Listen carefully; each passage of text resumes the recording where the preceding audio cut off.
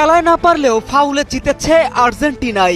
গোটা স্পেন দল যেখানে একটাও কার্ড হজম করেনি, সেখানে আর্জেন্টিনা পেয়েছে একটি লাল কার্ড সহ 5টি হলুদ কার্ড। গোলপোস্টে আক্রমণের পরিবর্তে প্রতিপক্ষ দলের খেলোয়াড়দের শরীরে আক্রমণই বেছে নিয়েছিল দলটা। বিশ্বকাপের মঞ্চে নতুন ইতিহাস গড়ল স্পেন।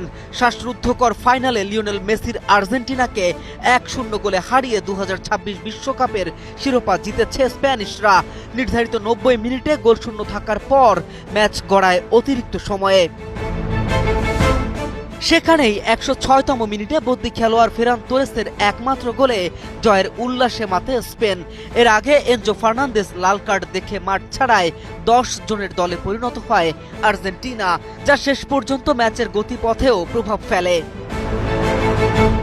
ফাইনাল জুড়ে নিজেদের স্বাভাবিক ছন্দে দেখা যায়নি গতবারের চ্যাম্পিয়নদের। পুরো ম্যাচে স্পেনের দাপটের সামনে আর্জেন্টিনা ছিল অনেকটাই নিষ্প্রভ। 116তম মিনিট পর্যন্ত প্রতিপক্ষের গোলে কোনো শটই নিতে পারেনি তারা। ফলে টানা দ্বিতীয় বিশ্বকাপ জয়ের স্বপ্ন ভেঙে যায় আলবিসেলেস্তাদের। রাজধানীতে নিজস্ব জমিতে আমরা গড়ে তুলছি আপনার সুখের আবাস এডিসন রিয়েল এস্টেট।